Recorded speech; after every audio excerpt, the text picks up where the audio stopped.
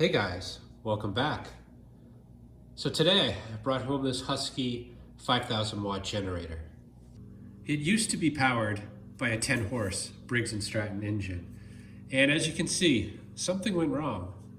The person selling this didn't say too much about it other than it needs a new piston. I'm not so sure about that because when I rotate the engine, piston doesn't move, it just freewheels. So we definitely need a new connecting rod, but if you take a closer look, the piston itself is not seized. And the cylinder,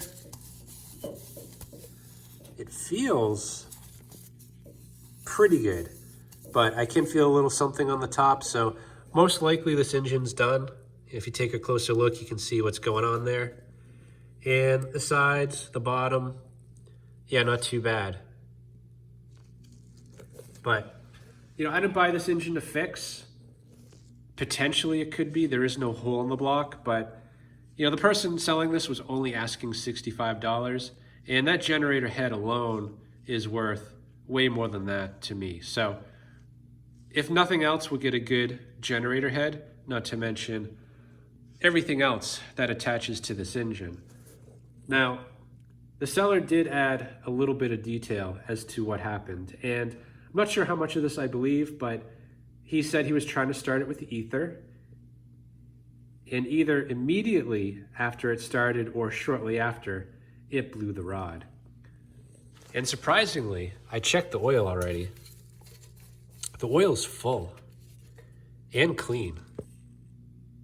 So something doesn't quite add up here. Potentially he heard knocking, stopped it, checked the oil, put some more in, and by then it was too late. Damage was already done. Anyway, almost everything is disassembled. I'm just gonna get the exhaust off the tank, which is already loose, and get that gen head off. And then we'll get the engine on the bench, open it up, and see how bad it is.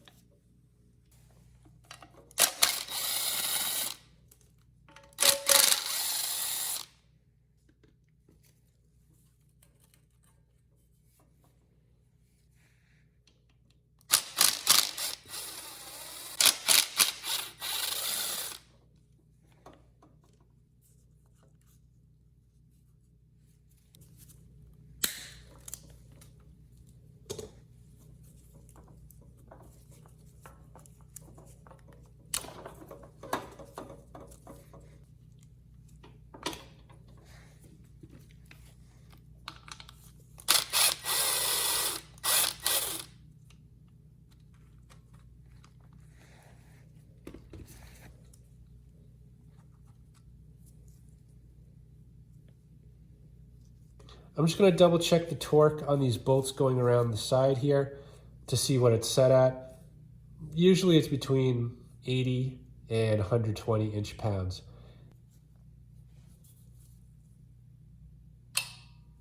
And it turned. Let's try this one.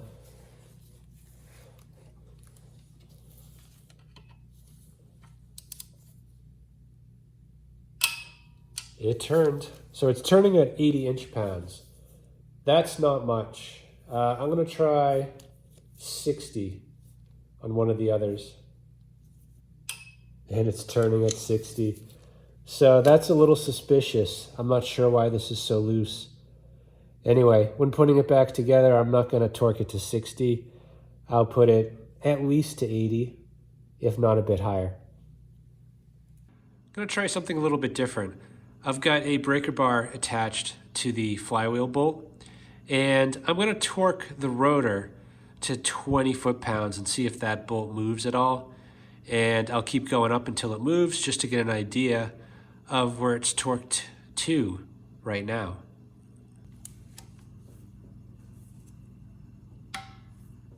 It turned. I'm set to 20. Interesting. Yeah, something doesn't seem right here. Like someone's been in here before and didn't torque it right. I mean, potentially it was like this from the factory, but that I don't think should have turned. I didn't even apply close to 20 foot-pounds.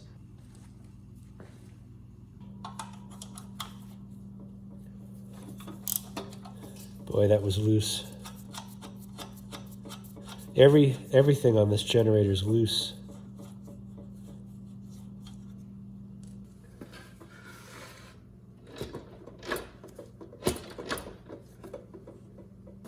Yeah, this electrical box, it's in the way. Can't lift the stator up, so I'm just gonna remove these 4 bolts. That box should come right out the front.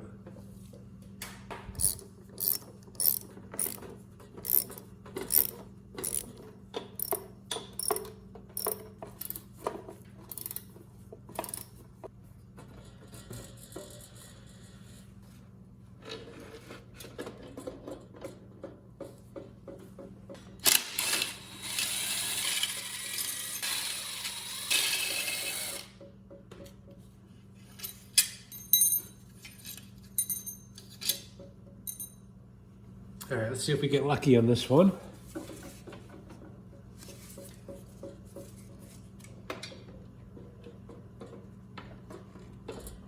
No, it's tight. I'm gonna get a puller and just pull gently. Just gonna remove this wire block so I can get the puller in on this side.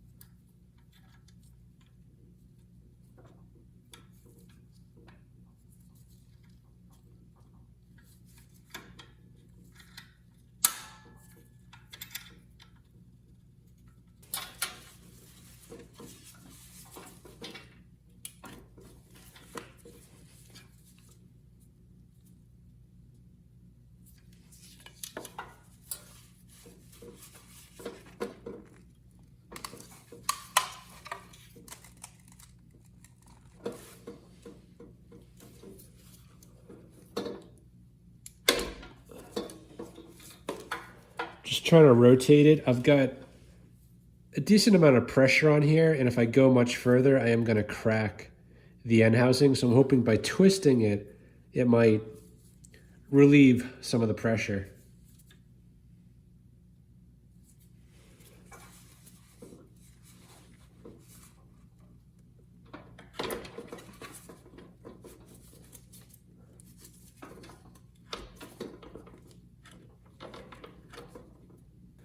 Okay, I wasn't having any luck with the gear puller, so I switched to this 3-arm puller, which doesn't fit quite as well, but the arms are a lot beefier. I kind of felt like things were flexing too much, and I'm pretty nervous about damaging this bell housing. I'm applying more force than I should have to get the bearing out of that end housing.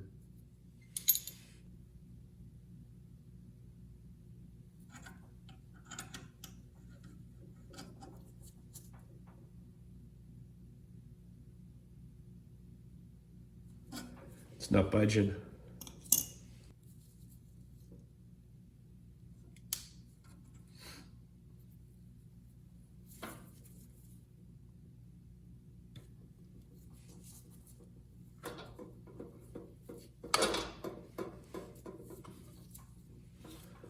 Wow. That was one of the hardest I've ever had to remove. And I think the end housing survived.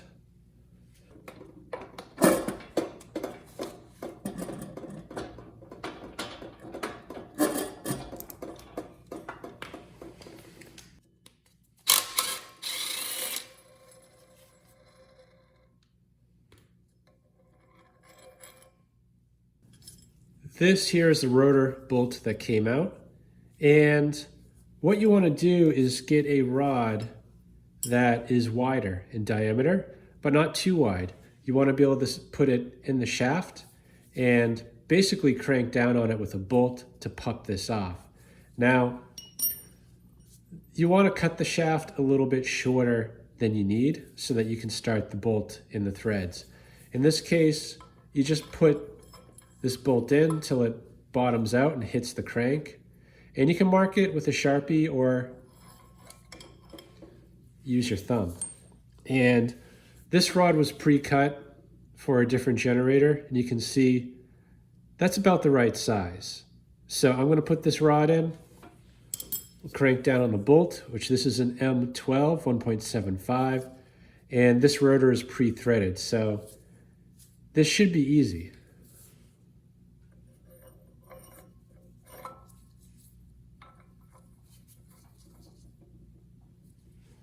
And I still have that wrench on the flywheel nut on the other side.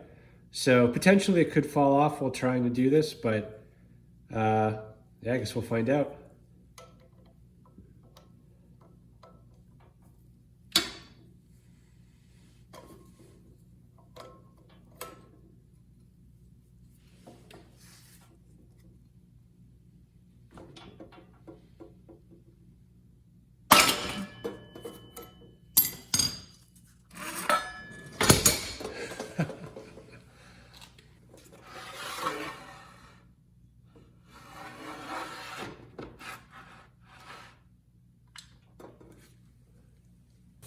Okay, I'm going to try this little impact to get this flywheel nut off. I don't think it's going to work. This is tightened to 100 foot-pounds.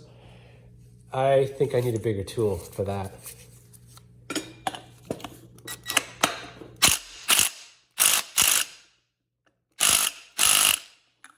Yep.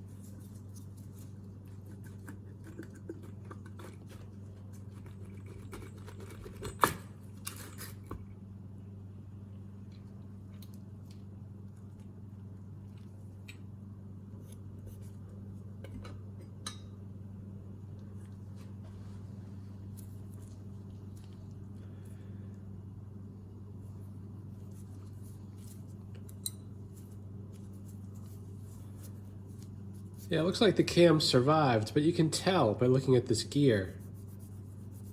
It's pretty charred, and it smells like charcoal. So this definitely ran out of oil, which is too bad, because if it hadn't run out of oil, it might have been a clean break, but guessing the crank is pretty messed up. You can see that. It is the case. Yeah, I mean, it could be cleaned up potentially, but I've rebuilt an engine before that had run out of oil, and I got it running, but it had a knock because of the crank damage. And a new crank's about 200 bucks, and I'm not in a rush to go out and just repeat the same error. So this is probably going to be it for this engine, but let's get the cylinder out. We'll take a look at the bore and see how bad that looks.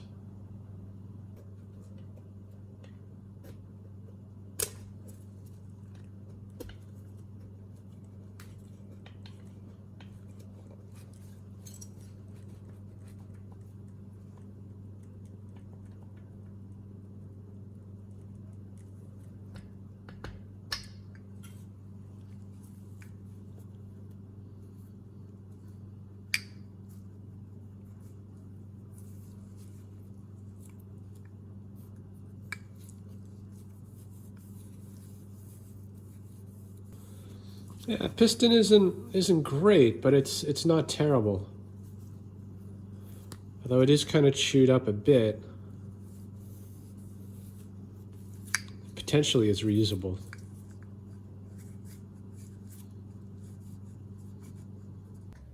There's a couple things that need to be done to see if this engine's rebuildable. First is we need to clean this crank, and second, probably hone the cylinder. That way we can measure things up and see where we're at. To clean the crank, I'm going to use muriatic acid, which some people don't like. I've had plenty of comments saying that I should use oven cleaner, which is sodium hydroxide or lye, and that is safer. And that's probably true. I mean, I've had good luck with muriatic acid. Really, the key is just to minimize getting it on anything that doesn't need it and neutralize it with water and baking soda when you're done. Clean it off and then oil everything up, and things should be okay. This is one I did probably about 3 months ago, and you can see it's not rusting out. So if you clean it up right after using it, it should be fine.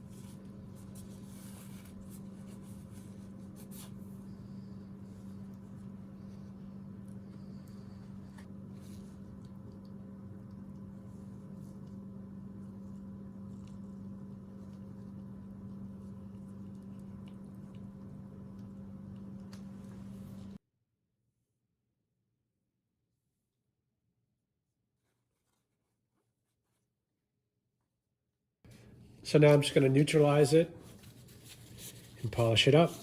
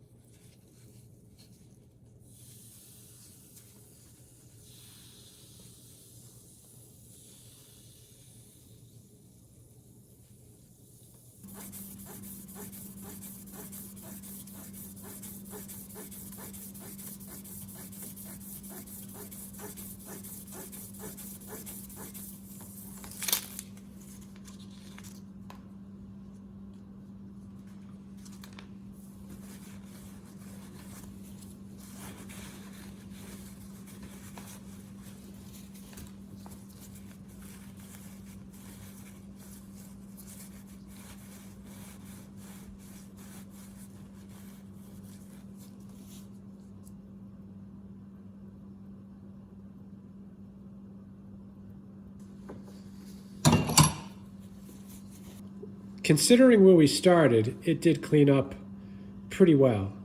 But I don't think the crank's usable the way that it is. There is a nick, you might be able to see it right there, and a much deeper one right there that I can feel. So yeah, even if there's enough meat left on this, most likely this crank is not usable. Anyway, I'm going to hone the cylinder and just see how we make out there.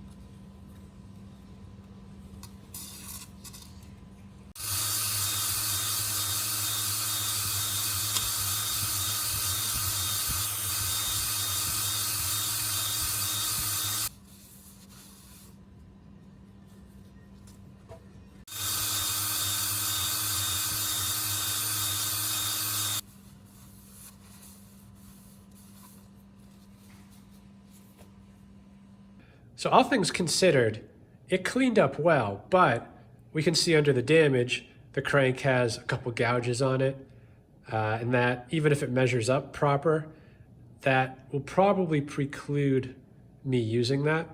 And on the cylinder, actually, it cleaned up quite well, especially the top, but there are some scratches here on the bottom, and that one in particular, I can just catch my nail on it, barely. So, assuming the stuff measures up okay, could it be put together? Yes, but it's going to consume oil at a faster rate. Probably not enough to smoke, but it would consume oil a bit faster. And having that gouge there can't be good for the connecting rod. So I'm kind of leaning toward not proceeding with rebuilding this, but let's just measure things up and see how close or off we are. So there is a bit of a discrepancy as far as what the reject size is on this crankshaft. I have two Briggs documents with conflicting information. The Briggs check chart lists the reject size as 1.2465, and the service manual I have listed at 1.2475. So what you want to do is use a micrometer and measure in the center as well as on each side. And then you rotate 90 degrees and do the same check here, check the center, and then each side.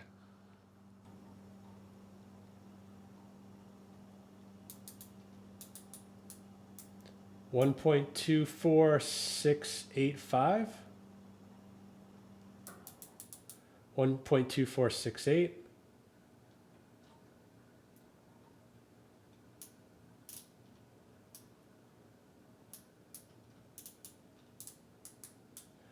1.24675.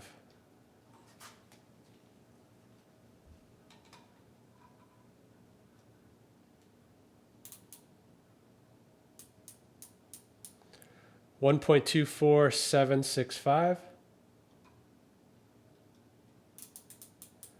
1.24745, 1.2473.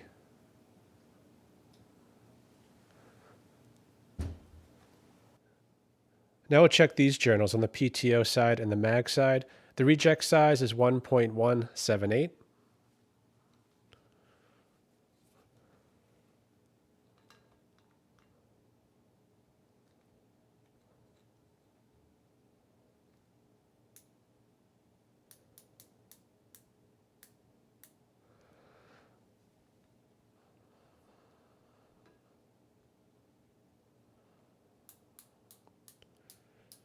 And we get 1.17945.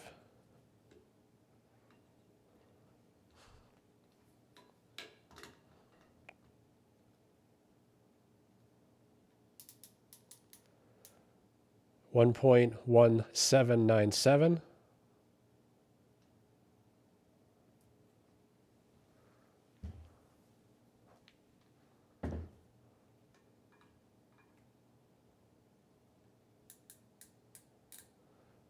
1.1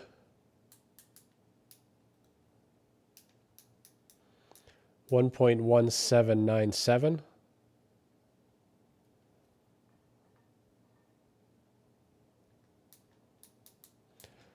and 1.1797.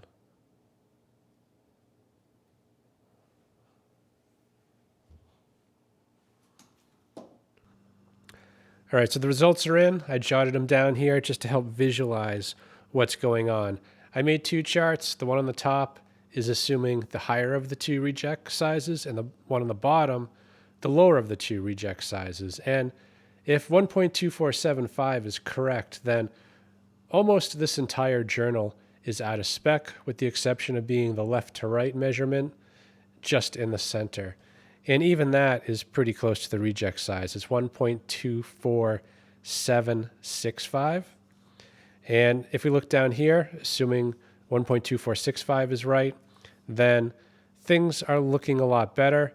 But this one is borderline. It's 1.24675, and that's only 20 10,000ths over. And the reason I say that's suspect is because if you look down here, these are the measurements I took on these journals. And the standard size is 1.1795, and we actually get 2 10,000ths higher. So that tells me that maybe this is 2 10,000ths off. And if that's the case, then this is basically right at the reject size, and it also changes this from a green to a red. So yeah, not looking too good from a measurement point of view. I mentioned earlier the piston was usable, and I don't mean that it should be used, but if you put it in an engine, would it build compression and work? Yeah, I think it would. But these lines here, I mean, theoretically, they're not an issue because there is going to be oil between the skirt and the cylinder, but I did find a bigger problem. Right here, there is a crack, and it extends around. So it would just be a matter of time before this piece lets go, the pin comes out, and it breaks loose of the connecting rod. So we do need a new piston. And then there's the block in the cylinder. I don't have a bore gauge, so I don't know 100% if this is within spec. So until I know, I'm not going to proceed with this rebuild. And the crankshaft too, not in very good shape. So I get these engines quite often that run out of oil, and I do have one of the crankshaft, but it's in even worse shape. So I think the best choice here is just to set this aside, wait for another engine with a better crankshaft, get the new piston and connecting rod ordered, get this measured up, and if I'm feeling sure about everything, then I'll do a separate video rebuilding this. So anyway, I just wanted to turn the camera on real quick, kind of just show you the process of how to check what you have to see if it's rebuildable. And in this case, I'd say it is rebuildable if I get a new piston, connecting rod, crankshaft, but you can buy a Vanguard engine on eBay for $175 that will accept the generator head that was connected to this engine. So you can see my dilemma here. A connecting rod, a piston for this would be $140. Then you don't need, but you should get oil seals, a new head gasket, crankcase gasket, and now you've pretty much exceeded the price of that Vanguard engine that's on eBay. And the only reason I'm not buying it is because it's a 13 horse, it's about 2 inches taller, and does not come with the exhaust system. So once you add in the price of the exhaust, shipping, taxes, you're rapidly surpassing $300. And that generator around here would not sell for much more than that. So I'm not going to force it. I'm just going to wait until I have the parts I need. Anyway, hope this video helps someone. Thanks for watching. Little bonus footage for you guys. I did what I said I was going to do. I waited, and it's been over 2 months since I concluded the video you just watched. And in that time, I did pick up a couple more of these engines that had blown due to a lack of oil. Now, neither of those blocks were savable, but one of them did have a good crankshaft. It cleaned up very well. It measured up in spec. So I put the engine back together. We got a new connecting rod, new piston, and a used good crankshaft. Now, I didn't record it because I recently published a couple videos on how to rebuild this exact engine. So if you're interested in that, I'll link to those above and in the description. But I haven't started this yet since putting it together. So I'm going to get it outside now and start it up.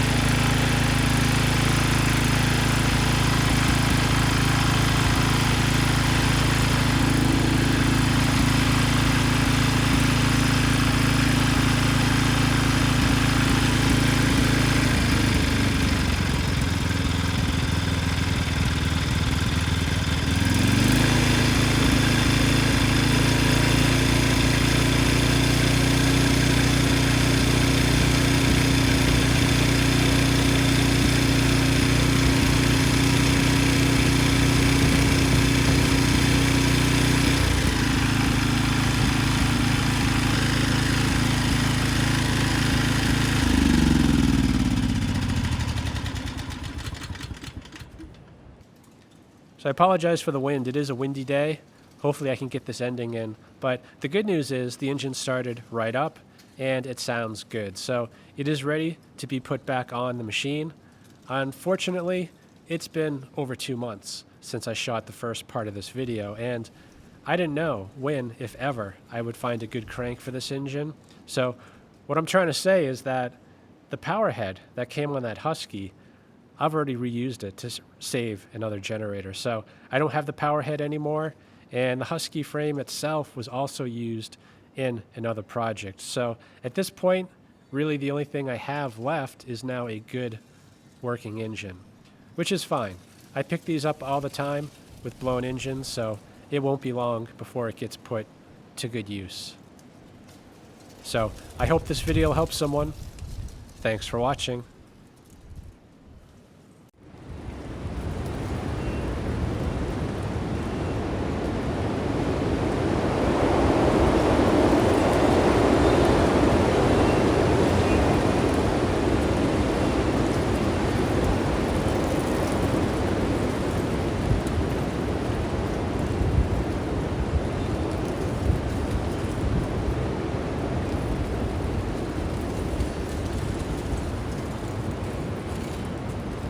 I reused to save another engine.